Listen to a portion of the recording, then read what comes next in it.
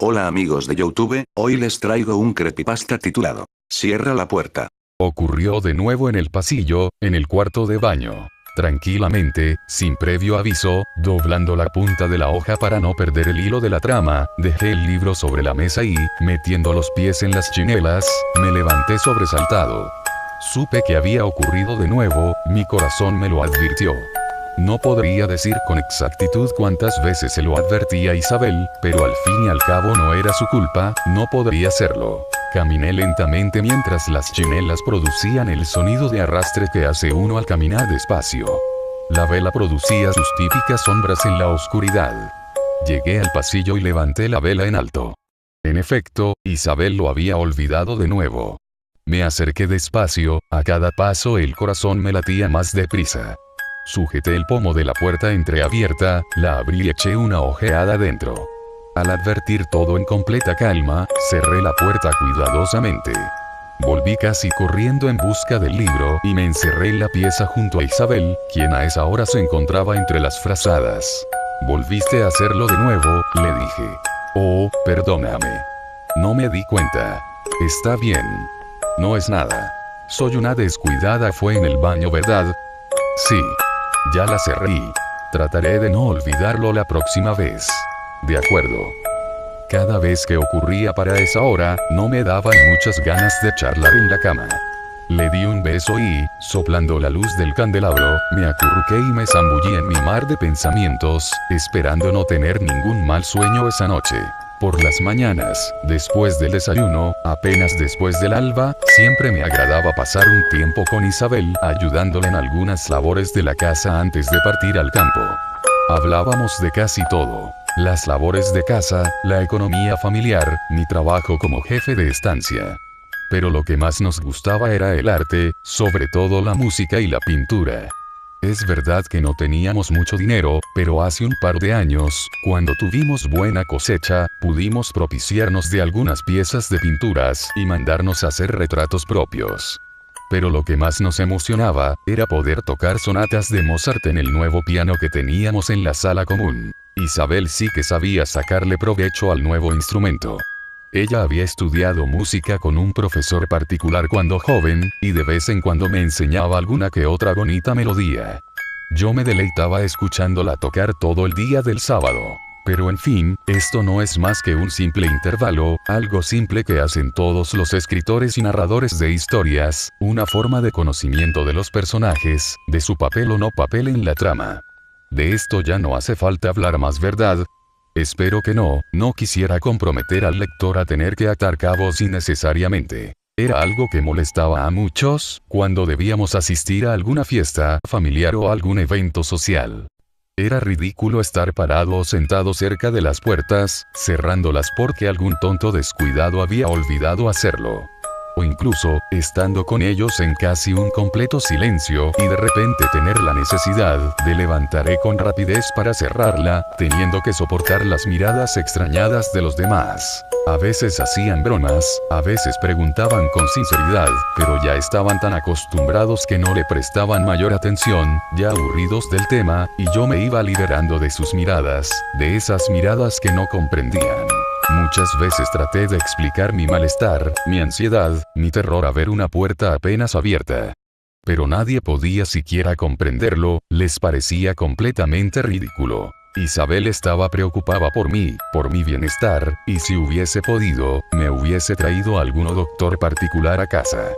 Pero no teníamos dinero y yo no quería saber más nada del tema, simplemente no quería saber de psicólogos ni el porqué de mi mal, al fin y al cabo podría vivir con ello. Vivir en el campo no fue coincidencia. Es fácil entender que en la ciudad, con tanto bullicio, era imposible poder tener una vida tranquila. Tal vez pude haber sido comerciante, tal vez pude haber tenido un estatus más alto en cuanto a dinero se refiere, pero esas son historias imposibles. La sola idea de no escuchar que la puerta se cerró totalmente, me pone los nervios de punta. Muchas veces pensé en quitarlas de la casa, sacarlas de sus marcos y quemarlas en la chimenea. Pero no lo hice jamás, por el simple hecho de que considero que es mejor estar acostumbrado y aprender a convivir con el miedo, que estar desprevenido y que aparezca con mayor fuerza de sobresalto. Tal vez sea un error, pero temo correr el riesgo. Pero hay una cosa que tienes que entender. No me molestaban las puertas, no me molestaba que las abrieran, me molestaba que quedaran abiertas, que dejaran entrever un cuarto silencioso, oscuro, unas tinieblas que incitaban a la inquietud, al malestar. No podría recordarlo, pero estoy seguro de que esto me sucedía desde mis tiernos años de infancia. Hasta donde puedo recordar, me sucedía desde aquellos años que vivía con mi estricta tía Matilde. Recuerdo cómo me llamaba la atención por esto, siempre decía: ¿podrías dejar esas puertas en paz? Estoy cansada de escuchar esos golpes a cada rato. Yo no tenía mucho apego a mi tía, pero esos retos evitaron que olvidara hasta dónde se extendía mi problema. Tal vez lo tengo desde nacimiento. Por supuesto, en aquellos años era algo incomprensible para mí. Pero poco a poco me di cuenta de que no era algo normal, de que tenía un problema grave. Cuando mi tía murió ya vieja, y yo ya estando casado, se desvaneció el único contacto familiar conocido que tenía. Estaba completamente solo.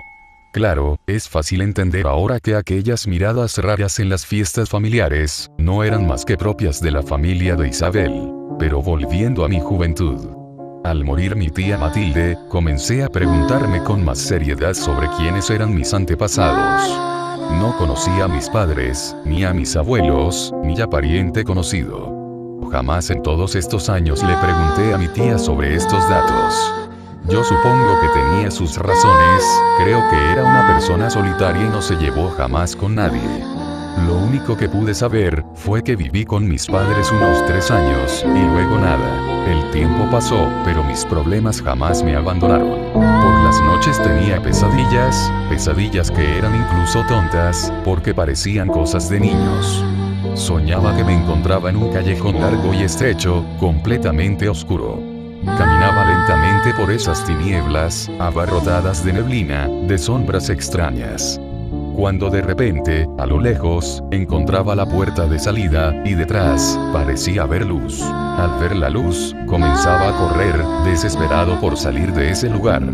Pero poco a poco empezaba a escuchar chillidos, susurros extraños, el sonido de vidrio quebrándose contra la pared, y un grito muy agudo que provenía de lo más profundo de esos abismos infernales, porque ahora no había luz, la luz se convertía en oscuridad, y la sensación de escapatoria se convertía en terror. Entonces yo paraba de correr y comenzaba a temer. Y lo único lógico que podía atinar a hacer, era acercarme y cerrar la puerta para no oír más esos sonidos horribles.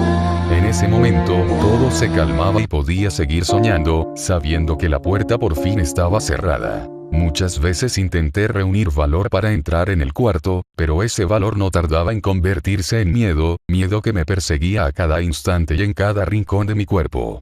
Cuando decidí contarle esto a Isabel, ella intentó sacarle algún sentido que me parecía ridículo. Ella sugería que yo de niño les temía a monstruos o tenía miedo a la oscuridad. Pero eso no explicaba por qué ningún otro chico, de los tanto que hay, que le temen a monstruos o a la oscuridad, no tuvieron problemas de adultos. Ella solo decía que yo podría ser un caso especial. Claro que yo le dije que podía tener razón, no quería preocuparla más con esto. Pero yo no estaba seguro tampoco si quería conocer más allá de estas pesadillas. Comencé a preguntarme por mis padres. ¿Qué pasó con ellos? ¿Dónde estaban? ¿Me abandonaron? Cada interrogante venía acompañada de otra. Entonces decidí que lo mejor era rebuscar entre las pertenencias de mi tía para ver qué podría encontrar.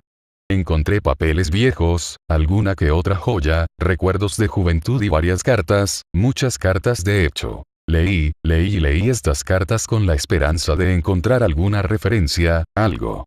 Matilde era tía parte de madre, tal vez podrían haberse escrito debido a que vivían a la distancia. Una carta que encontré, poseía información sobre el nombre de mi madre, Mercedes Campos. En el ayuntamiento encontré mejor referencia. Había estado casada y había tenido un hijo a los 16 años. Pero también me enteré de la triste noticia de su defunción. Fue aquí cuando me enteré de todo. Fue aquí cuando rompí la regla de no querer saber nada al respecto. Pero mi problema había llegado demasiado lejos y necesitaba excavar el pasado. Resulta ser que mis monstruos son reales. Pero muchas veces los monstruos se disfrazan de personas que hacen mal sin saber por qué o con qué propósito, simplemente actúan. Y jamás revelaré aquí el porqué de mi mal, es demasiado delicado para hacerlo viral. Pero supongo que tú te haces alguna idea al respecto. Pero yo seguiré por Isabel y por mí, para tratar de volver a empezar y dejar de mirar para atrás y ver hacia adelante. Si quieres saber qué fue de mi mal, pues todavía sigue estando latente. Pero cada vez que cierro la puerta, lo hago sin miedo y con suma tranquilidad, pues sé que los monstruos ya no se encuentran más entre nosotros.